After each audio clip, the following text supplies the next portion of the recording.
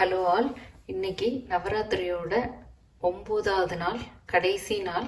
இன்னைக்கு சாமி பிரசாதமா ஒரு இன்ஸ்டன்ட் வாழை இலை தோசை பண்ண போறேன். இது ரொம்ப ரொம்ப சிம்பிள் அண்டு எந்த அளவுக்கு ஈஸியோ அந்த அளவுக்கு டேஸ்ட் ரொம்ப நல்லா இருக்கும். பெரிய இன்க்ரீடியன்ஸ் எதுவும் தேவையில்லை, நம்ம வீட்டில் இருக்கிற பொருளையே வச்சு ரொம்ப ஈஸியாக தோசை பண்ணலாம். இது நம்ம கார சட்னியோட இந்த தோசை சாப்பிடும்போது ரொம்ப டேஸ்ட் நல்லாயிருக்கும். இது ஒரு குஜராத்தி ரெசிபி, பாங்கின்னு சொல்லுவாங்க. நம்ம ஊரில் அரிசி ரொட்டி, இல்லாட்டி இந்த கர்நாடகாவில் அக்கி ரொட்டி, அந்த மாதிரி இதுவும் ஒரு அரிசியில் பண்ணுற ஒரு ரெசிபி. அரிசி மாவு ஒரு பவுல் எடுத்திருக்கேன். அப்புறம் கெட்டி தயிர். அரிசி மாவு எவ்வளோ எடுத்துருக்கோமோ அதில் ஹாஃப் தயிர் எடுத்துக்கலாம். அகெயின் உங்களுக்கு ரொம்ப புளிப்பு வேணும்னா இன்னும் கொஞ்சம் கூட தயிர் எடுத்துக்கலாம். அப்புறம் கேரட்டு துருவி வச்சுருக்கேன். அப்புறம் இஞ்சி மிளகாய் ரொம்ப சின்னதாக கட் பண்ணி வச்சுருக்கேன். எவ்வளோ நீங்கள் சின்னதாக கட் பண்ணுறீங்களோ அவ்வளோ நல்லாயிருக்கும். அப்புறம் பெருங்காயத்தூள் கொஞ்சம் எடுத்திருக்கேன். அப்புறம் மஞ்சள் தூள்.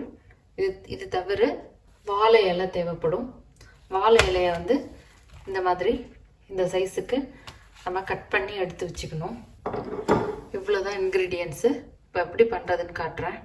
முதல்ல அரிசி மாவு இதில் சேர்க்குறேன். அப்புறம் அதோட தயிர், அதுக்கப்புறம் இஞ்சி பூண்டு கட் பண்ணி வச்சது, கேரட், மஞ்சள் தூள், அப்புறம் பெருங்காயத்தூள், கடைசியாக உப்பு. இதெல்லாம் சேர்த்து நல்லா மிக்ஸ் பண்ணிக்கணும். கொஞ்சமாக தண்ணி சேர்த்துக்கலாம்.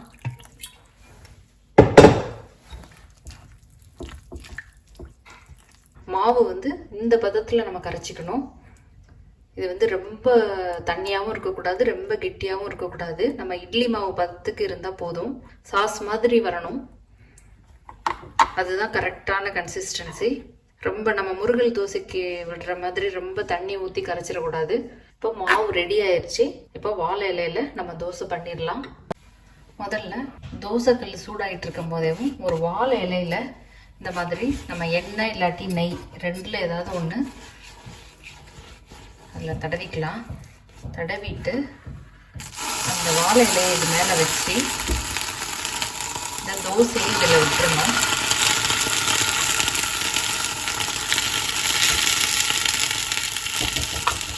இந்த மாதிரி நம்ம ஸ்ப்ரெட் பண்ணி விட்டுறணும். இந்த மாதிரி நல்லா பரப்பி விட்டுறணும். ஸ்டவ்வை லோ ஃப்ளேம்லேயே வச்சுருக்கணும். இது மேலேயேவும் இன்னொரு வாழை இலையில் இந்த மாதிரி நெய் தடவிட்டு, அப்போ தான் ஒட்டாது. இது மேலே அப்படியே நம்ம மூடி வச்சிடலாம். லோ ஃப்ளேமில் அது நல்லா வேகணும். இப்போ ஒரு சைடு வெந்துருச்சு தோசை. நம்ம மெதுவாக இந்த மாதிரி நெக்ஸ்ட் சைடு புரட்டி போட்டுடணும். இந்த தோசை கொஞ்சம் பொறுமையாக தான் நம்ம பண்ணணும். இப்போ 2 சைடு தோசை வெந்துருச்சு. நம்ம அதை எடுத்துடலாம்.